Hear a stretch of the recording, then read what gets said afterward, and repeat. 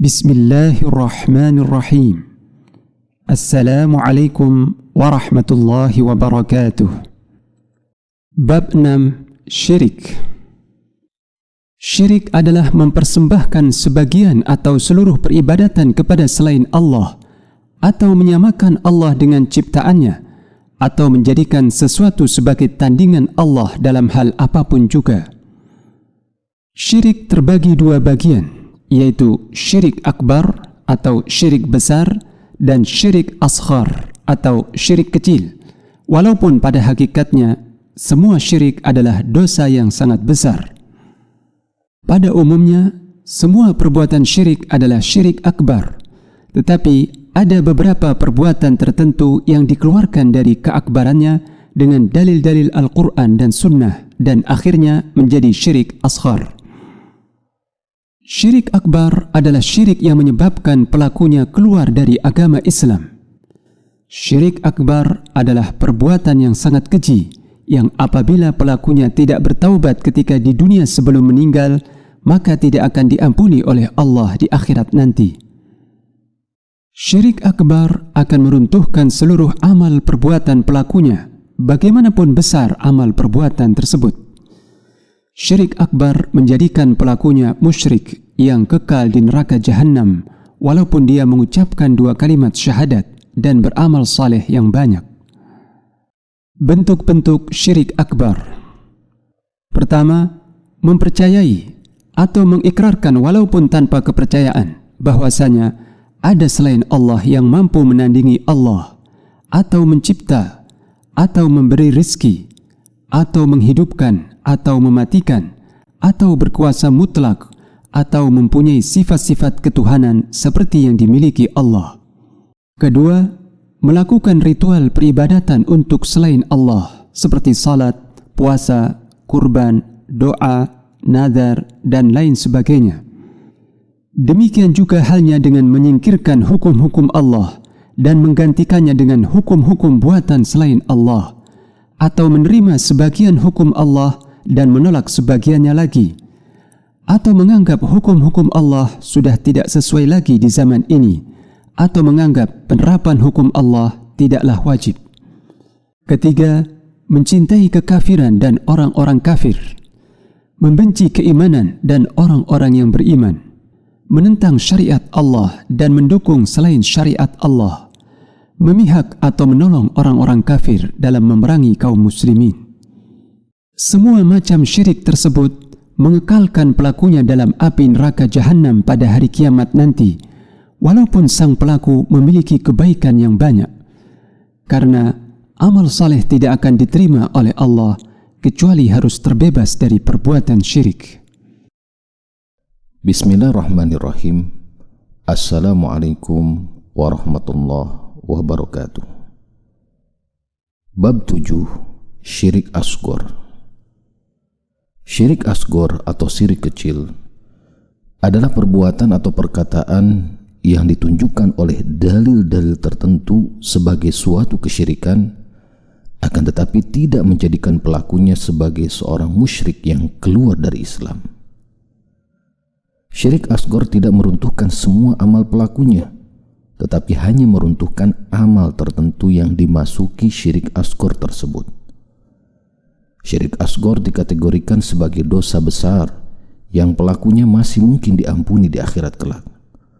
Meskipun demikian, pelaku syirik asghar berada dalam bahaya yang amat nyata, karena tingkatan dosa syirik asghar tersebut lebih besar daripada dosa besar yang paling besar, seperti mencuri, berzina, membunuh, dan lain sebagainya. Apalagi jika dosa syirik asghar itu dilakukan secara terus-menerus dan berkesinambungan, maka hal itu bisa menyeret pelakunya kepada syirik akbar. Syirik asghar terbagi ke dalam dua bagian, yaitu pertama, syirik asghar zahir atau nyata. Syirik ini berbentuk perbuatan dan perkataan, seperti bersumpah dengan selain nama Allah, seperti mengatakan demi Nabi, demi hidupmu, dan sebagainya.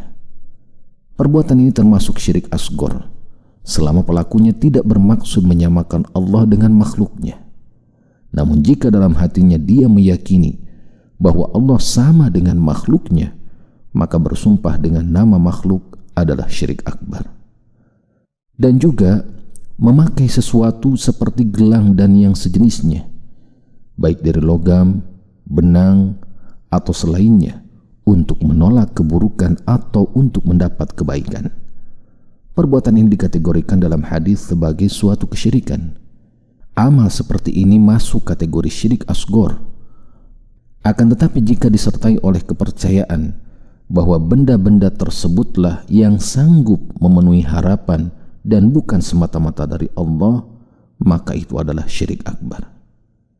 Kemudian yang kedua, syirik asghar khafi atau tersembunyi. Di antaranya perbuatan riya, yaitu berbuat suatu amal atau memperbagus suatu amal soleh yang pada asalnya dikerjakan untuk Allah, namun kemudian ditujukan untuk mendapatkan pujian dari orang lain, maka gugurlah amal tersebut.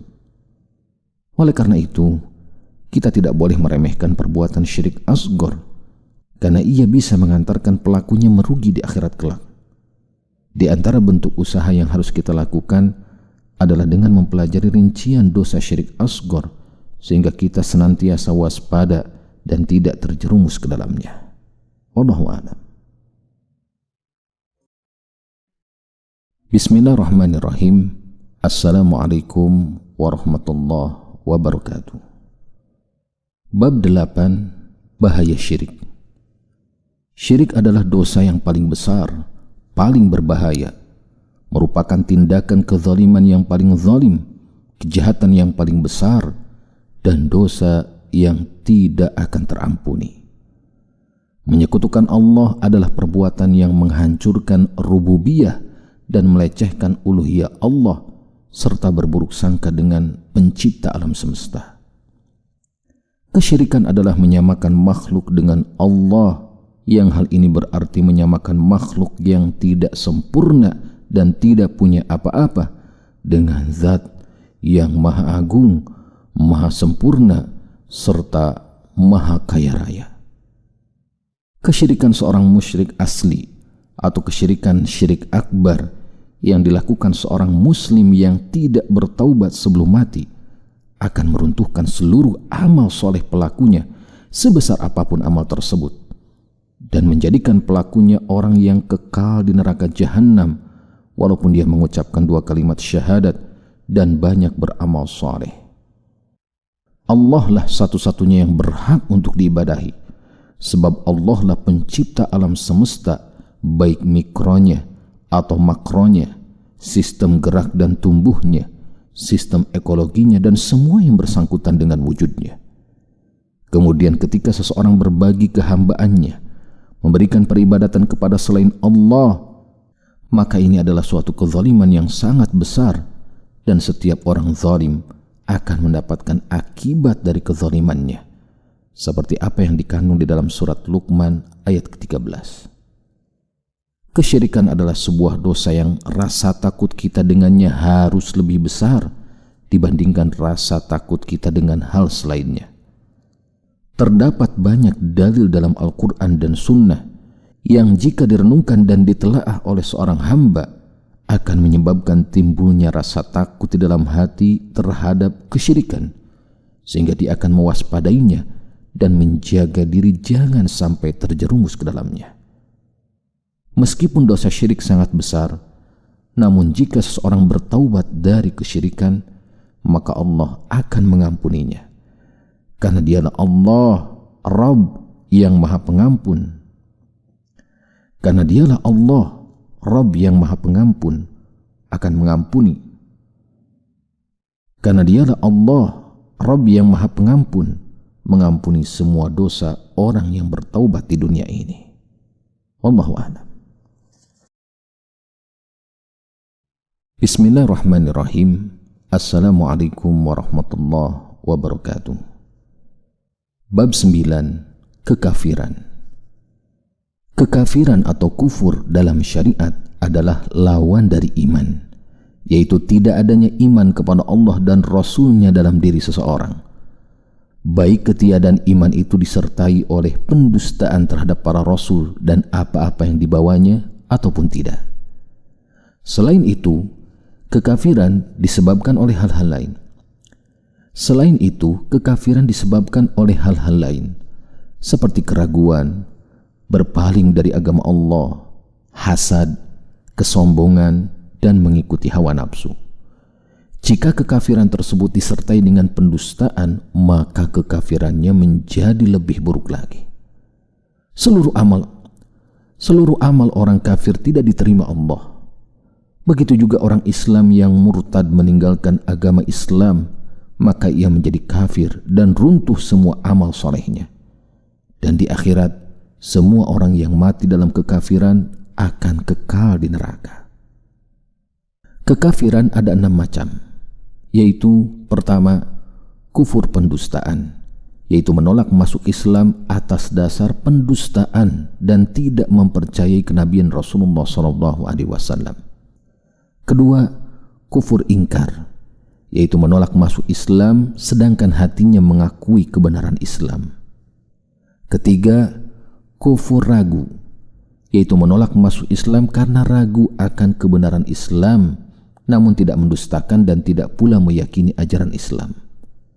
Keempat, kufur berpaling, yaitu tidak peduli dengan keberadaan agama Islam, tidak mau mendengarkan, tidak mau mencari tahu dan mempelajarinya.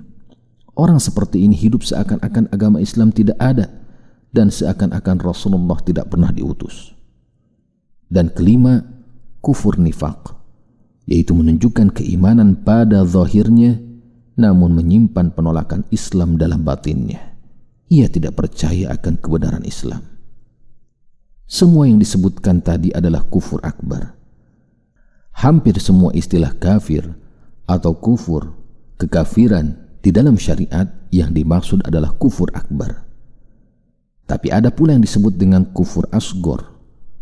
Macam kufur ini sama hanya dengan syirik asgor, yaitu amal perbuatan atau perkataan yang disebut sebagai kekafiran oleh Al-Quran atau Sunnah, akan tetapi ada dalil lain dalam Al-Quran dan Sunnah yang menunjukkan bahwa amal tersebut tidak mengeluarkan pelakunya dari Islam. Contohnya adalah kufur nikmat. Setiap muslim wajib meninggalkan segala bentuk kekufuran, baik yang besar maupun yang kecil.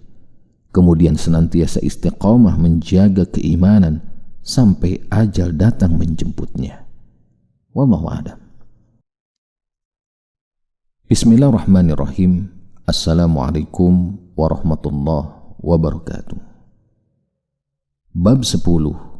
Mistik. Mistik adalah suatu fenomena yang terlahirkan dari alam gaib ke alam nyata, hasil dari persekutuan antara manusia, yakni dukun, paranormal, dan yang sejenisnya, dengan setan melalui ritual peribadatan untuk setan. Ini adalah suatu kesyirikan yang nyata, dan setiap pelaku kesyirikan jika tidak bertaubat, maka ia akan kekal di neraka. Letak kesyirikan mistik adalah penyembahan yang dilakukan oleh dukun kepada setan yang tidak terbatas hanya pada sembah sujud atau pemberian sesajen. Letak kesyirikan mistik adalah penyembahan yang dilakukan oleh dukun kepada setan yang tidak terbatas hanya pada sembah sujud atau pemberian sesajen saja, akan tetapi juga bisa dilakukan dengan melakukan hal-hal lain. Contohnya seperti penghinaan kepada figur-figur suci Islam atau penghinaan ayat-ayat Al-Quran, misalnya dengan cara mengotorinya dengan benda najis atau menulisnya secara terbalik atau menginjak-injaknya dan lain sebagainya. Mistik bisa berbentuk sebagai berikut. Pertama, informasi dari setan, seperti ramalan, wangsit, dan yang sejenisnya. Kedua, hal-hal yang mempengaruhi pemikiran dan panca indera, seperti pelet, hipnotis, dan pengadaan sesuatu tanpa sebab yang masuk akal. Ketiga, hal-hal yang menyebabkan bahaya tertentu dari penyakit sampai kematian, seperti teluh, santet, tenung, dan sejenisnya. Seluruh bentuk mistik tidak mungkin didapat tanpa kesyirikan, seperti melakukan peribadatan kepada setan dalam berbagai bentuk. Pemakaian segala bentuk sarana atau perbuatan mistik untuk tujuan apapun, ini adalah suatu kesyirikan yang mengeluarkan pelakunya dari Islam dan menjadikannya kafir. Jadi pelakunya adalah seorang musyrik kafir, tidak akan mendapatkan ampunan di akhirat jika tidak bertaubat di dunia. Ia akan kekal di neraka, walaupun mengaku beragama Islam, rajin beribadah dan beramal soleh. Saat ini banyak tipuan mistik yang disamarkan, seperti melakukan zikir atau wirid yang tidak pernah diajarkan oleh Rasulullah SAW. Zikir dan wirid seperti ini biasanya tidak ada dalilnya yang sahih. Bilangannya sangat banyak dan ditentukan dengan jumlah tertentu yang menyelisih sunnah Rasulullah SAW. Tidak ada benda yang mempunyai kemampuan mistik. Jika terbukti ada yang demikian, maka hal itu adalah perbuatan setan dan harus dijauhi. Oleh karena itu, jangan pernah mempercayai solusi mistik untuk problem apapun, meskipun mengatasnamakan dengan ajaran Islam. Wajib bagi seorang muslim untuk belajar akidah Islam yang benar, sehingga tidak terkecoh dengan berbagai tipuan mistik. Wallahu a'lam.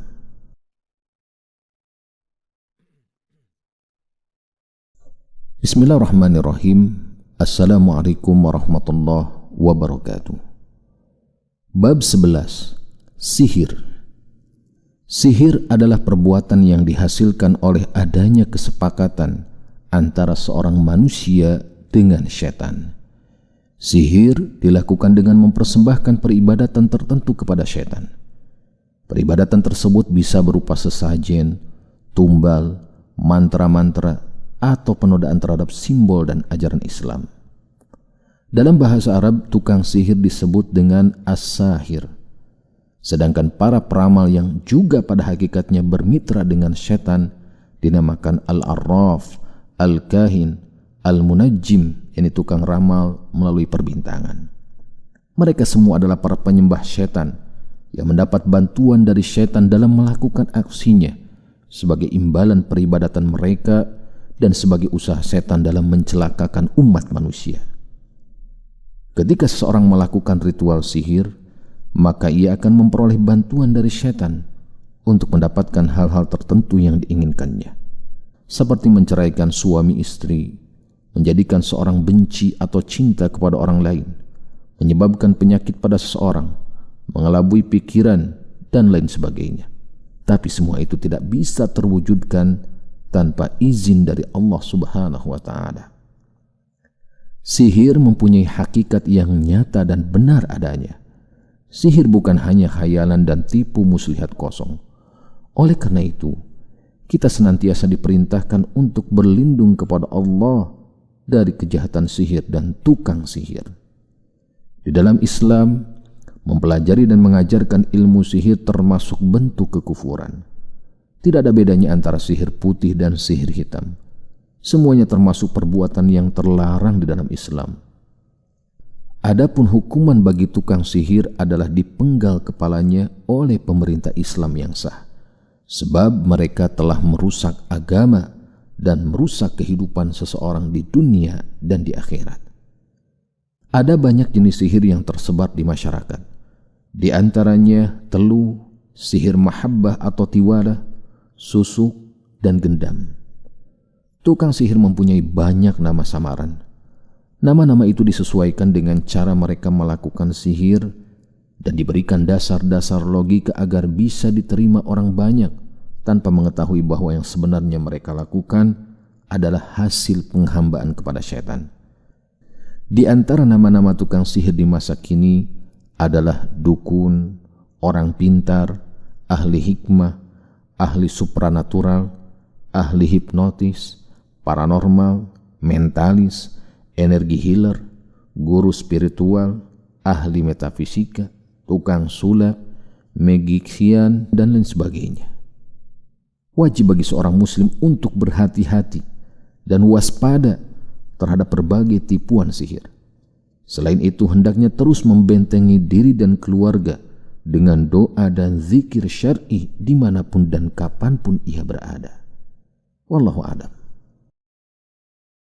Bismillahirrahmanirrahim. Assalamualaikum warahmatullahi wabarakatuh. Bab 12. Benteng sihir. Sihir adalah salah satu cara terhebat setan dalam menyesatkan dan menyakiti manusia. Meskipun demikian, sihir tidak akan terjadi kecuali dengan izin Allah. Begitu juga sehebat apapun sihir dan tukang sihir tidak akan mampu mencelakakan manusia kecuali jika Allah menghendakinya. Islam telah memberikan banyak solusi dari sihir sebagai benteng bagi seorang muslim. Di antara cara untuk membentengi diri dari gangguan sihir adalah dengan menguatkan ketauhidan kepada Allah, mendekatkan diri kepada Allah dengan melakukan ibadah dan ketaatan lainnya, merutinkan sholat berjamaah di masjid, banyak membaca Al-Quran terutama surat Al-Baqarah, dan rajin membaca zikir terutama zikir pagi dan petang. Selain hal tersebut, membentengi diri dari sihir bisa dilakukan dengan cara menjauhkan diri dari berbagai macam kekufuran dan dosa-dosa besar. Begitu juga membersihkan rumah dari berbagai sarana yang melanggar syariat, seperti foto dan lukisan makhluk bernyawa, patung-patung, musik dan alat musik, anjing peliharaan, wafak, jimat-jimat, hizib, benda-benda pusaka, dan wirid-wirid yang tidak pernah ada tuntunannya dari Rasulullah SAW. Selain membentengi dari gangguan sihir, Islam juga memberikan cara pengobatan yang manjur untuk menangani gangguan sihir, yaitu dengan cara ruqyah syar'iyah. Maksud dari ruqyah syar'iyah adalah bacaan ayat-ayat Al-Quran dan doa-doa kesembuhan yang diajarkan oleh Nabi SAW yang dibacakan kepada orang yang terkena gangguan sihir. Selain itu, mengobati sihir bisa dilakukan dengan cara mandi dengan air yang dicampur dengan tumbukan 7 helai daun bidara. Kemudian air tersebut dibacakan ayat-ayat ruqyah, lalu diminumkan sedikit kepada orang yang terkena gangguan sihir dan sisanya digunakan untuk mandi. Cara tersebut dilakukan beberapa kali sampai pengaruh sihirnya hilang, dan haram hukumnya mengobati sihir dengan sihir yang semisal. Jika simpul sihirnya ditemukan, maka pengaruh sihir bisa dihilangkan dengan cara diurai ikatannya, kemudian dimusnahkan baik dibakar atau dengan cara lainnya. Sihir adalah bagian dari ujian Allah kepada manusia, maka wajib bagi setiap muslim untuk bersabar, berdoa, dan berusaha membentengi diri dari berbagai gangguan sihir. Laksanakanlah syariat Islam semaksimal mungkin dan jadikanlah Al-Quran sebagai pedoman hidup, karena Al-Quran adalah benteng dari sihir serta obat segala macam penyakit. Wallahu a'lam. Bismillahirrahmanirrahim. Assalamualaikum warahmatullahi wabarakatuh. Bab 13. Pemujaan, hipnotis, dan ruwatan. Pemujaan adalah mempersembahkan sesuatu dalam bentuk apapun juga kepada setan dari bangsa jin untuk mencapai tujuan tertentu. Pemujaan biasanya dilakukan untuk mengagungkan setan, menghindari keburukannya, atau mengabulkan suatu hajat. Persembahan kepada setan merupakan suatu kesyirikan yang nyata dan tidak ada keraguan padanya. Di antara bentuk-bentuk persembahan kepada setan yaitu sesajen, kurban, tumbal, pengkeramatan benda-benda pusaka, dan lain-lainnya. Semua ini merupakan makar dan tipu daya setan kepada manusia. Adapun hipnotis merupakan salah satu jenis sihir yang mempergunakan bantuan jin agar si pelaku hipnotis dapat menguasai seorang korban. Setelah menguasai korban, maka pelaku hipnotis bisa mengendalikan korban menurut keinginannya. Saat itu, jin yang membantu tukang hipnotis menjadi dalang dari semua gerak-gerik korban, bahkan menjadikan korbannya tidak menyadari apa-apa yang terjadi di sekelilingnya atau tidak berdaya untuk berbuat sesuatu dengan kehendaknya sendiri.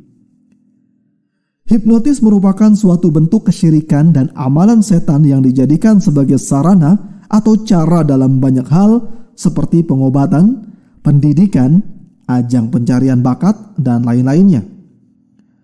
Pemakaian hipnotis untuk tujuan apapun juga adalah suatu kesyirikan yang mengeluarkan pelakunya dari Islam dan menjadi kafir. Jadi, seorang pelaku hipnotis adalah seorang musyrik walaupun mengaku beragama Islam dan rajin beribadah. Ruatan adalah upacara meminta keselamatan dan membebaskan orang dari nasib buruk atau kesialan yang akan menimpa. Ruatan biasa dilakukan untuk sebuah daerah, seorang manusia, atau sekelompok manusia agar mereka terselamatkan dari malapetaka. Terkadang juga ruatan dilakukan pada benda-benda pusaka seperti keris, cincin, sabuk, dan yang lainnya.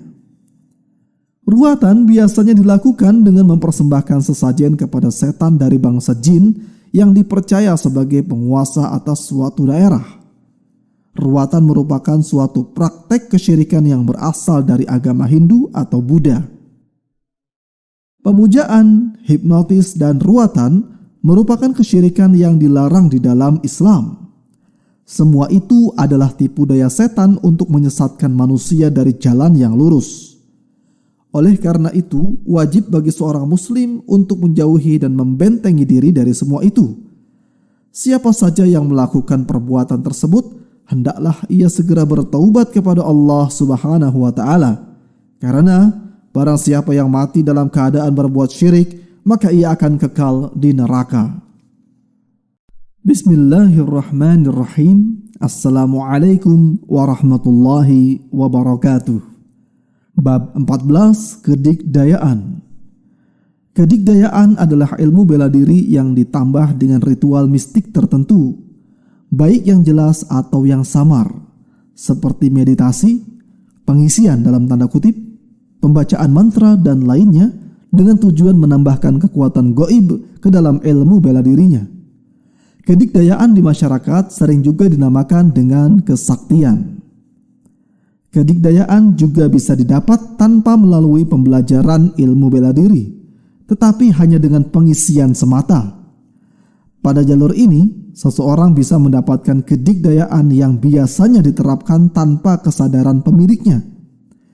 Yang dimaksud dengan pengisian di sini adalah tersambungnya kekuatan fisik sang pemilik dengan kekuatan dan kesanggupan setan dari bangsa jin, sehingga mampu melakukan hal-hal yang biasanya tidak sanggup dilakukan olehnya, seperti menerapkan jurus rawa rontek, waringin sungsang, lembu sekilan, tenaga dalam, berjalan di atas air, memakan api, menikam bagian tubuh dengan benda tajam tanpa ada bekas luka, merayap di dinding, berlari di atas atap, dan lain-lainnya.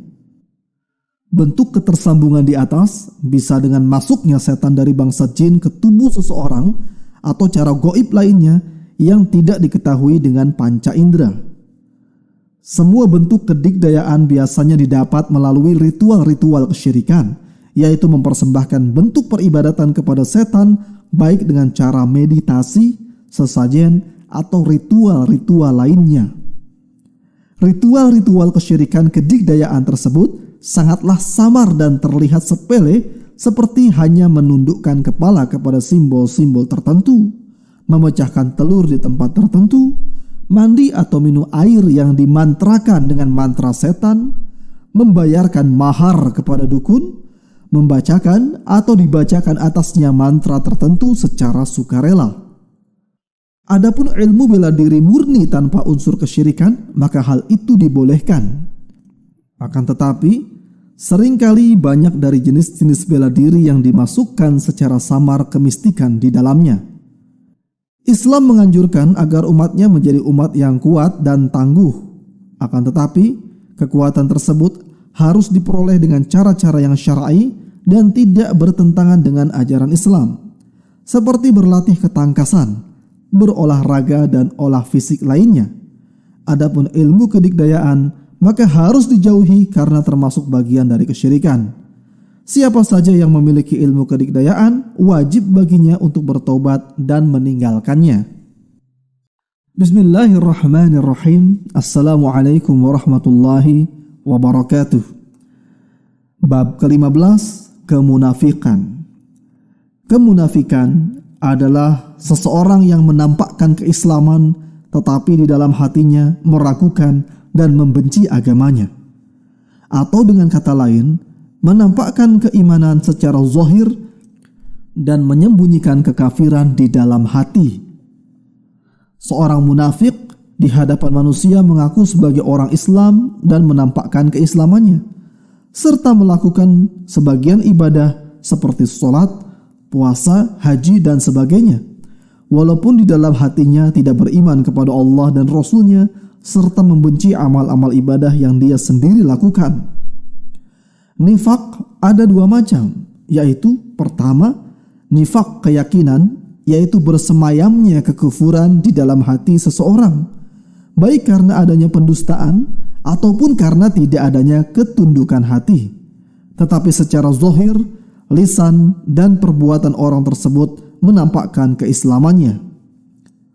Orang seperti ini tetap diperlakukan sebagaimana seorang muslim sampai kekufuran yang ada di hatinya diwujudkan dalam bentuk kekufuran lisan atau perbuatan.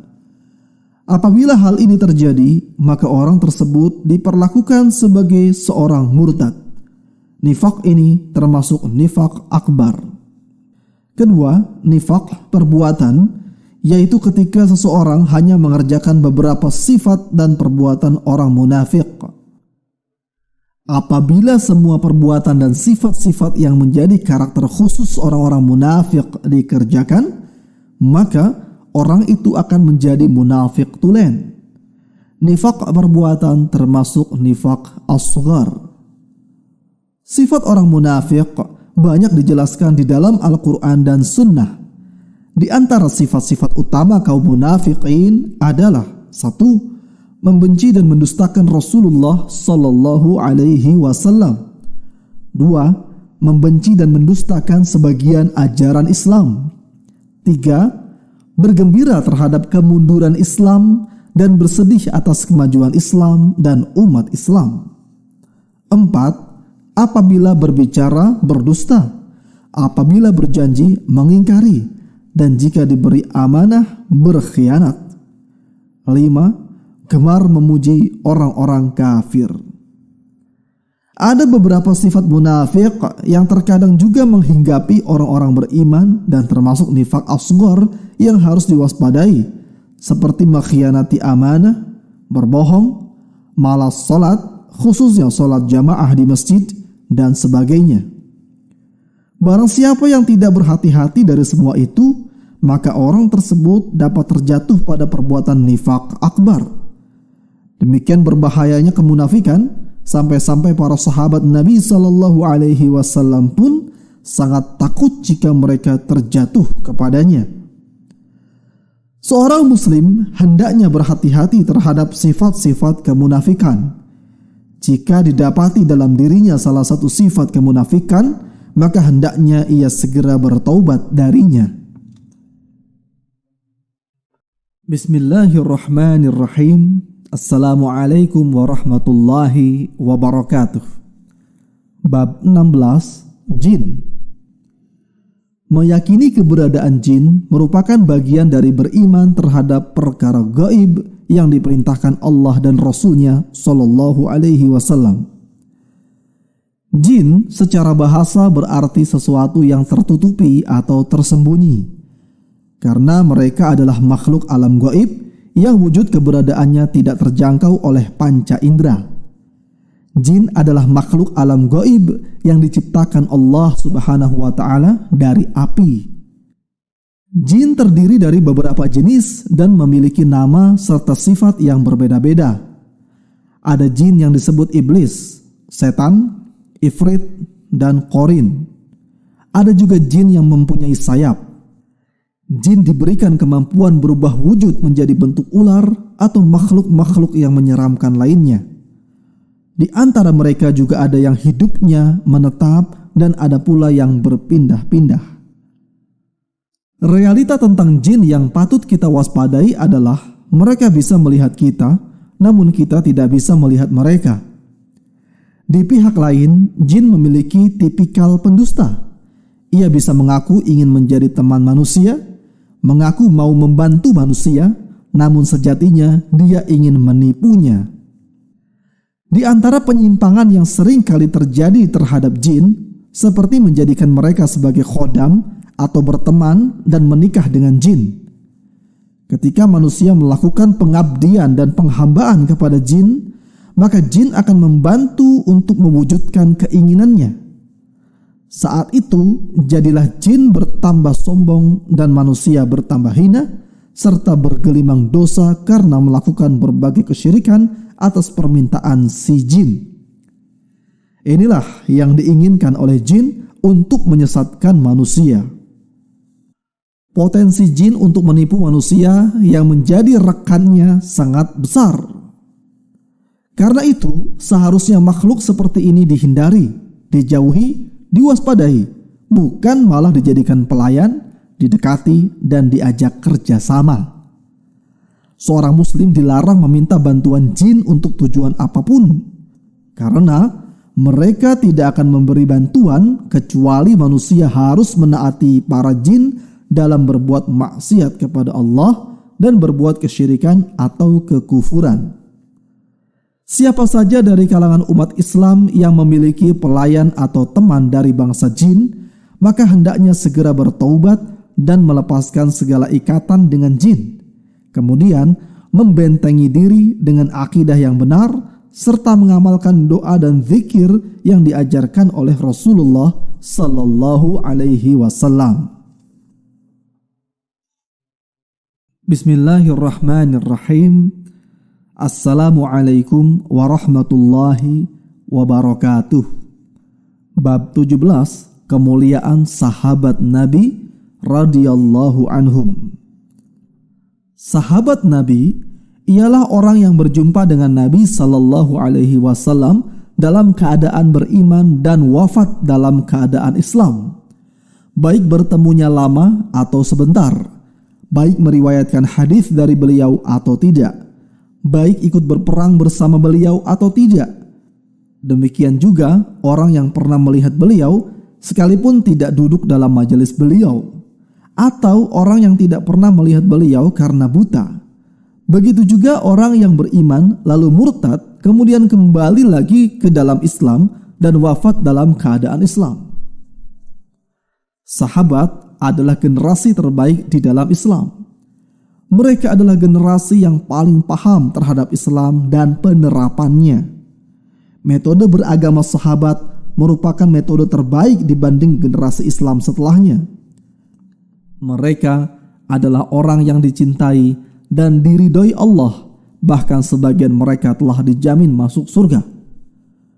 Mereka juga hamba-hamba Allah yang tunduk kepada Islam, membela kepentingan umat, setia dan taat kepada Allah dan Rasul-Nya, serta terdidik di bawah pengajaran Rasulullah sallallahu alaihi wasallam. Selain itu, para sahabat merupakan orang-orang yang mulia. Mereka telah berjuang menegakkan Islam bersama Rasulullah sallallahu alaihi wasallam, mendakwahkannya ke seluruh penjuru dunia, membebaskan manusia dari kegelapan jahiliyah menuju manisnya iman dan Islam.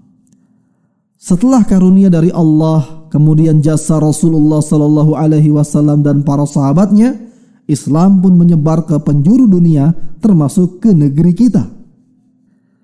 Saat ini banyak sekali pemahaman yang menyimpang tentang sahabat. Di antaranya yaitu mencela dan mencaci para sahabat, menuduh kafir sahabat Nabi, menganggap pemahaman mereka tidak cocok lagi dengan realitas saat ini, menolak periwayatan hadis dari para sahabat, dan lain-lain. Semua itu merupakan pemahaman yang menyimpang di dalam Islam. Sahabat Nabi memang manusia biasa yang secara individu tidak lepas dari dosa dan kesalahan. Akan tetapi, para sahabat tidak mungkin bersepakat di dalam penyimpangan beragama. Hal ini telah dijamin oleh Rasulullah SAW di dalam hadisnya.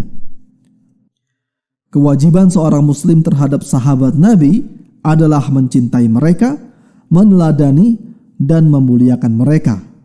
Begitu juga bersikap husnuzon terhadap perselisihan pendapat yang terjadi pada mereka.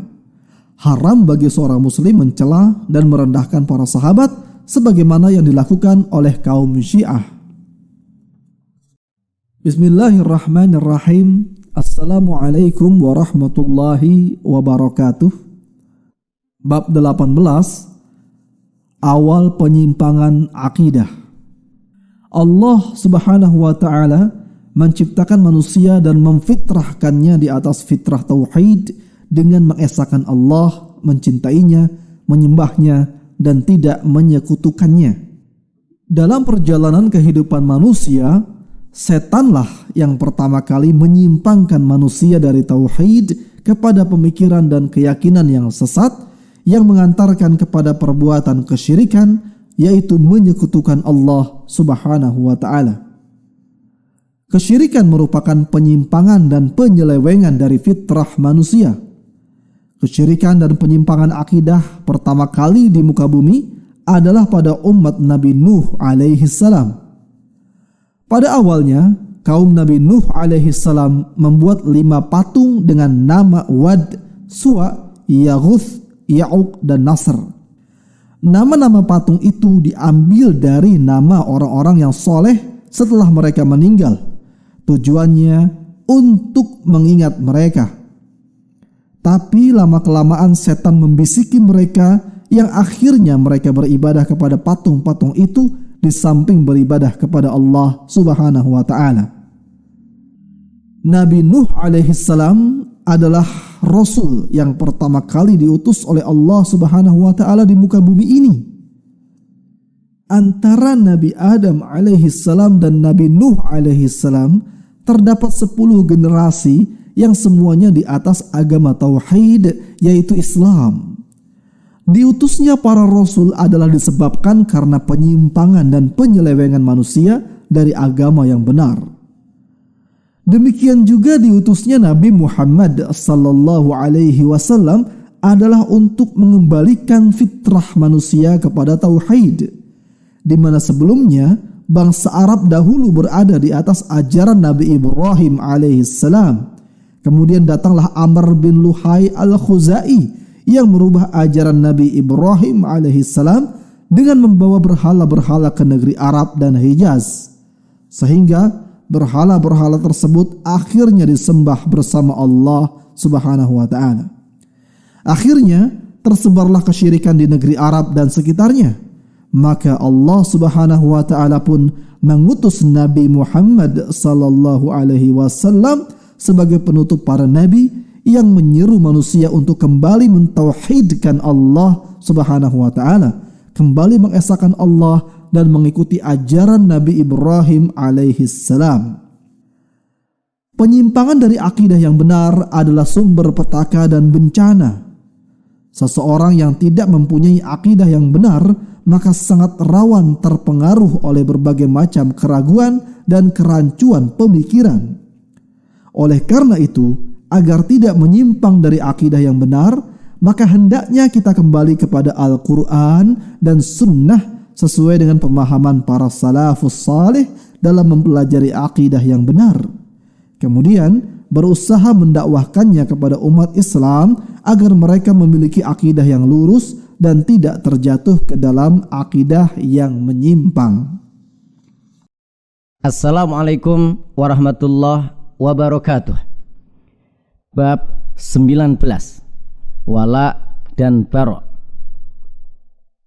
Salah satu dari prinsip akidah Ahlus Sunnah wal Jamaah adalah cinta karena Allah dan benci karena Allah, yaitu mencintai dan membela Allah, agamanya, Rasulnya, dan kaum mukminin, membenci dan berlepas diri dari semua yang Allah benci berupa kekafiran, kemusyrikan, dan para pelakunya. Akidah ini dikenal dengan akidah wala dan bara yang merupakan bagian dari tauhid uluhiyah. Wala kepada Allah Rasulnya dan agama Islam adalah wala yang mutlak. Demikian juga barok terhadap kekufuran dan kaum kafirin adalah barok yang mutlak. Sedangkan terhadap ahlul maksiat dan orang-orang yang menyimpang dalam urusan agama, maka pada dasarnya yang berlaku adalah wala yang terkadang harus diiringi dengan barok yang nisbi, yaitu dia disayangi karena imannya dan dimusuhi karena kemaksiatannya, dengan tetap memberikan nasihat untuknya, memerintahkannya pada kebaikan, melarangnya dari kemungkaran, dan mengucilkannya bila mana pengucilan itu memang membuatnya jera dan malu sehingga mau kembali kepada kebenaran. Wala dan barok adalah bagian tauhid yang penting sekali, karena ketiadaan keduanya pada diri seseorang bisa mengeluarkannya dari lingkaran Islam. Wala dan barok merupakan bagian penting dari makna syahadat la ilaha illallah, yang termasuk prinsip utama yang selalu dipegang teguh oleh para nabi dan orang-orang solih sebelum kita.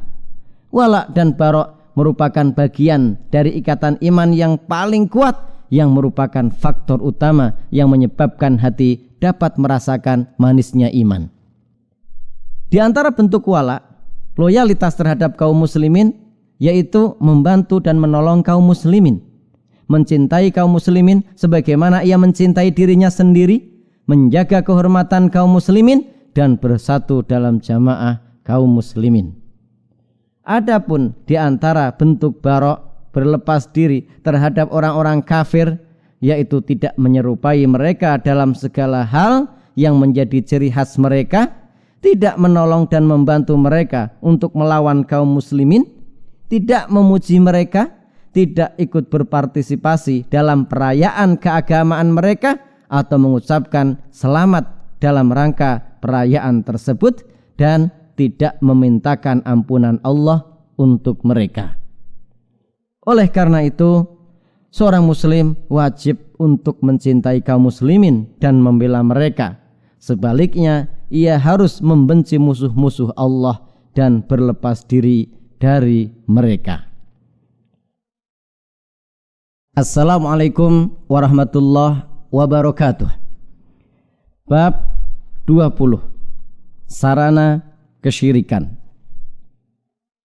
Dalam rangka menjaga kemurnian tauhid, para ulama telah mengingatkan tentang berbagai perantara atau sarana yang dapat mengantarkan kepada kesyirikan agar hal itu dihindari. Imam Syafi'i misalnya, begitu pula dengan imam-imam lain dalam mazhab Syafi'i, melarang hal-hal yang dapat menjadi perantara atau sarana menuju kesyirikan. Di antara sarana menuju kesyirikan yang tersebar di masyarakat, yaitu sikap berlebih-lebihan sebagian umat Islam terhadap orang-orang yang mereka yakini orang solih dan wali, khususnya kuburan-kuburan yang mereka ziarahi. Hal ini biasanya disertai dengan beberapa ritual kesyirikan seperti nazar, berkurban, memohon pertolongan pada mereka, dan semacamnya. Sikap berlebih-lebihan ini bisa jadi akan membawa pada syirik besar, yaitu jika seseorang berkeyakinan bahwa mereka mempunyai kekuasaan dan pengaruh di alam ini, sehingga lama-kelamaan ia menyembah perantara-perantara itu bersamaan dengan Allah. Mengagungkan kuburan, khususnya kuburan para nabi dan orang solih, adalah haram dalam Islam. Termasuk dalam mengagungkan kuburan adalah menembok kuburan, meninggikannya, membuat bangunan di atasnya, menulis sesuatu di atas kubur, memasang lampu di atasnya, menjadikan kuburan sebagai masjid, sholat langsung menghadap ke kuburan, berdoa menghadap ke kuburan, melakukan tawaf mengelilingi kuburan, duduk di atasnya, memasang tenda, mencium dan mengusapnya dengan tangan. Imam Syafi'i rahimahullah mengatakan, saya tidak menyukai ada masjid dibangun di atas kuburan atau melakukan sholat dengan menghadap kuburan.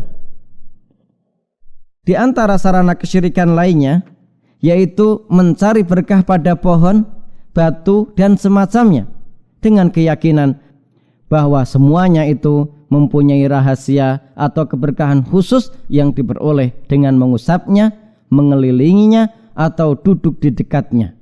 Inilah yang akan membawa pada syirik besar bagi orang yang melakukannya terus-menerus. Demikianlah beberapa contoh sarana-sarana yang mengantarkan kepada perbuatan syirik yang terjadi di masyarakat. Hendaknya fakta tersebut menjadikan seorang muslim selalu memikirkan dan mengkhawatirkan dirinya akan kemungkinan terjerumus ke dalam perbuatan tersebut.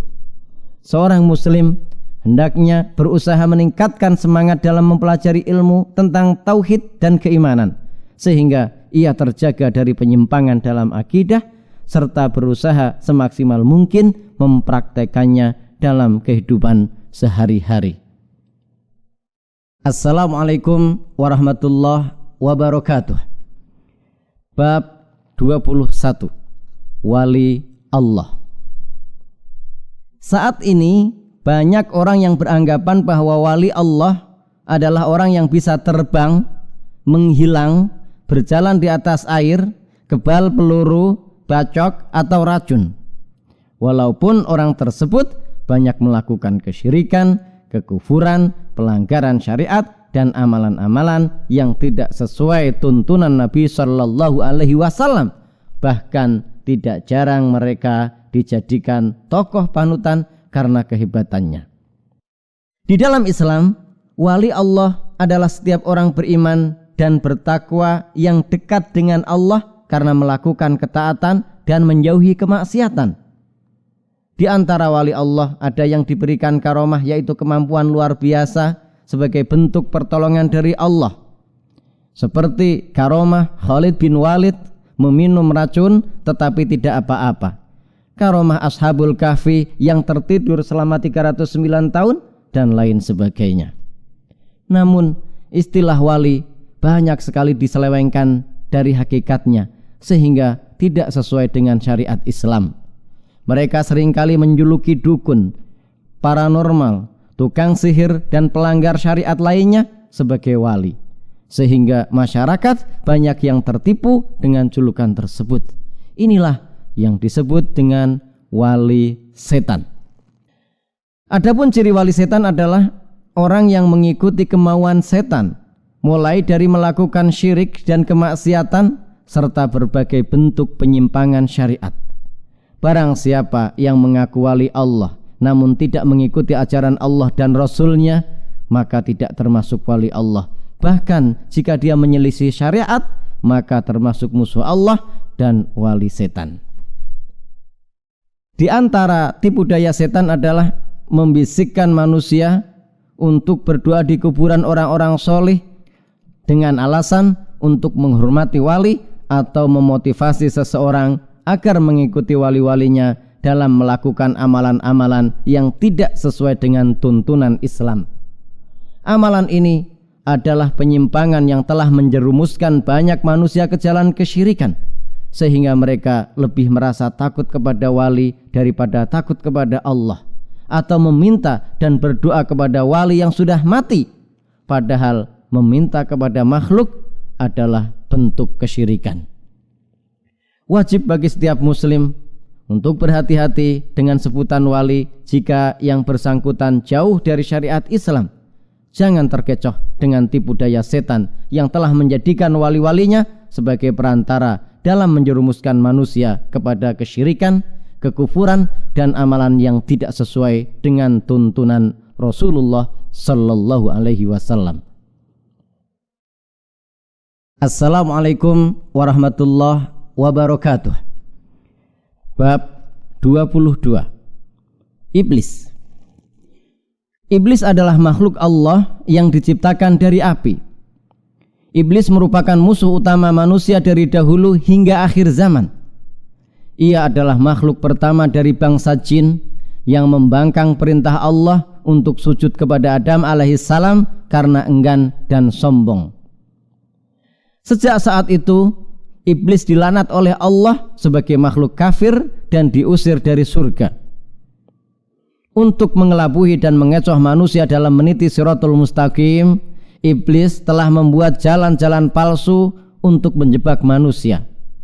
Jebakan tersebut sangat halus dan bertingkat-tingkat hingga manusia terkadang tidak sadar bahwa ia telah tergelincir dari jalan Islam yang murni. Ada 6 tahapan iblis dalam menyesatkan manusia dari Shiratul Mustaqim, yaitu pertama, menyerumuskan manusia kepada kekufuran dan kesyirikan serta memusuhi Allah dan Rasul-Nya. Kedua, menyerumuskan manusia kepada pengamalan ibadah-ibadah yang tidak diperintahkan oleh syariat. Ketiga, menyerumuskan manusia kepada dosa-dosa besar. Keempat, menyerumuskan manusia kepada dosa-dosa kecil. Kelima, menyibukkan manusia dengan perkara mubah.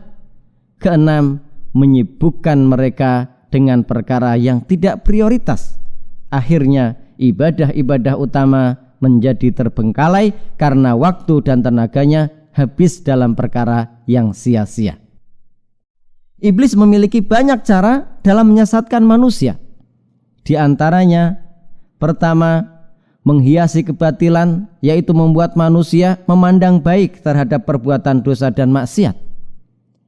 Kedua, memberi nama kekejian dan kemaksiatan dengan nama-nama yang disukai hati agar keburukan dan kekejian tersamarkan. Ketiga, memperburuk citra kebenaran, mencemari dan menamakannya dengan nama-nama yang tidak disukai. Keempat, menghalang-halangi manusia dari jalan kebenaran. Iblis tidak akan berhenti dan menyerah dalam menggoda manusia dan menjauhkannya dari berbagai kebaikan hingga mereka masuk ke neraka.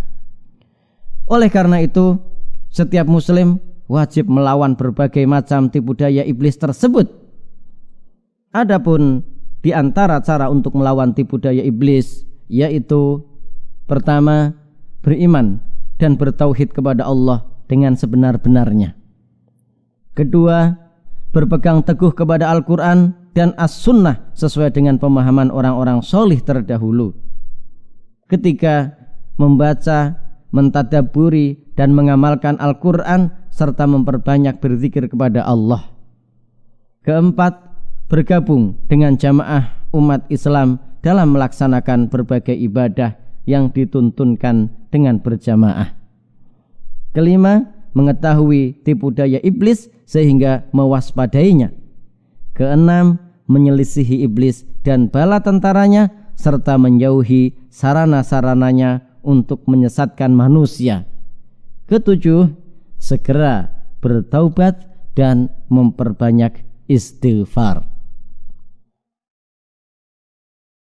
Assalamualaikum warahmatullahi wabarakatuh. Bab 23. Was-was. Was-was adalah salah satu di antara senjata setan untuk menimbulkan keraguan dalam diri manusia. Dengan cara ini, setan bisa dengan mudah menggiring seorang muslim untuk mengulang-ulang ibadahnya. Ada yang mandi besar sampai sekitar 1 jam. Ada yang mengulang-ulang gerakan wudhu karena merasa ada bagian yang kering. Ada yang berwudhu berkali-kali karena merasa ada yang keluar dari dubur. Ada yang buang air kecil setengah jam karena merasa tidak tuntas. Ada yang gonta-ganti celana karena merasa ada najis yang menetes. Ada yang mengulang-ulang takbiratul ihram karena merasa belum niat. Ada yang membaca Al-Fatihah berulang-ulang dengan susah karena merasa tidak benar. Penyakit was-was banyak menimbulkan dampak buruk pada agama seseorang. Bahkan bisa jadi was-was ini sampai kepada penolakan dan pengingkaran terhadap perintah dan larangan Allah. Was-was juga bisa terjadi dalam masalah akidah. Kadangkala setan datang kepada manusia dan membisikkan was-was dalam jiwanya tentang zat Allah, sehingga ia sampai bertanya, siapakah yang menciptakan Allah? Jika hal ini sampai terjadi pada diri seseorang, maka hendaknya ia berlindung kepada Allah dari bisikan setan tersebut dan berhenti dari memikirkan hal itu. Was-was dari setan benar-benar telah menyusahkan manusia di dunia ini, serta mengeluarkan mereka dari tuntunan Rasulullah Shallallahu Alaihi Wasallam, sehingga mereka masuk ke dalam golongan orang-orang yang berlebih-lebihan. Was-was juga seringkali mengacaukan perbuatan sebagian manusia, seperti meninggalkan wudhu dan sholat dengan alasan ia akan mendapatkan kemantapan berupa hilangnya perasaan was-was. Semua ini merupakan tipu daya setan dalam menggelincirkan manusia dari jalan yang lurus. Was-was adalah salah satu sifat hati yang sangat berbahaya dan wajib untuk diobati. Di antara cara untuk mengobati was-was yaitu: pertama, melandasi setiap ibadah dengan ilmu dan keyakinan. Kedua, tidak peduli dengan was-was setiap kali muncul. Ketiga, terus berlatih dengan sabar dalam menghilangkan penyakit was-was. Keempat, menyadari bahwa was-was adalah bisikan setan. Kelima, banyak berlindung kepada Allah dari godaan setan. Keenam, meneladani Rasulullah Shallallahu Alaihi Wasallam dalam setiap ibadah. Setiap muslim wajib menuntut ilmu agama dan meneladani Rasulullah Shallallahu Alaihi Wasallam dalam setiap amal perbuatan, sehingga ia terbebas dari was-was setan. Assalamualaikum warahmatullahi wabarakatuh. Bab yang ke-25, pesan dakwah. Pertama, Anda telah menyelesaikan paket 3 dari kuliah studi Islam yang diselenggarakan oleh LC. Semoga bermanfaat untuk kehidupan Anda di masa yang akan datang. Bacalah berulang-ulang semua bab yang telah kami kirimkan agar Anda lebih menyerap sari-sari ilmu yang ada di dalamnya. Sekali atau 2 kali membaca suatu karya ilmiah tidak akan pernah memberi penyerapan yang sempurna. Kehadiran Anda dalam stadium general yang akan kami selenggarakan akan lebih menyempurnakan pemahaman Anda melalui tanya jawab yang ada dalam acara tersebut. Yang kedua, jagalah dan pupuklah keimanan Anda dengan terus belajar yang serius. Perbanyaklah amal solih dan berzikir kepada Allah, karena semua itu bisa menambah keimanan Anda. Yang ketiga, batasilah pergaulan Anda hanya dengan orang-orang solih, atau paling sedikit tidak bergaul dengan orang-orang yang akan malah mengurangi keimanan Anda karena perilakunya yang salah. Keempat, usahakanlah berdakwah sebatas ilmu yang ada pada Anda. Mengajak orang lain untuk ikut dalam program kami adalah suatu bentuk dakwah yang sangat ampuh. Anda bisa mengharapkan pahala yang melimpah dengan dakwah seperti ini. Kelima, bertanyalah sebatas yang Anda butuhkan dan jangan membuka pintu pertanyaan untuk hal-hal yang tidak ada gunanya untuk kehidupan Anda, karena pertanyaan yang tidak terbatasi berpotensi menjebak Anda ke arah yang tidak menentu. Keenam, jangan sembarangan mengambil sumber ilmu, karena sumber yang salah bisa menanamkan keterkecohan yang besar di dalam benak Anda dan bisa menuntun Anda ke jalan yang salah. Ketujuh, berpegang teguhlah kepada ilmu yang didasarkan atas dasar Al-Quran dan Sunnah. Kami memastikan kepada Anda bahwa apa yang kami tuliskan adalah hasil dari penggalian yang serius dari Al-Quran dan Sunnah. 8, karena singkatnya penyajian ini, maka kami tidak bisa menyertakan dalil-dalil dari ayat-ayat Al-Quran dan hadis. Anda akan mendapatkannya pada stadium general yang akan datang atau program yang lebih luas yang insya Allah kami selenggarakan di masa yang akan datang. 9, sebagai penutup kami mengucapkan selamat untuk Anda atas kesuksesan mengikuti program ini.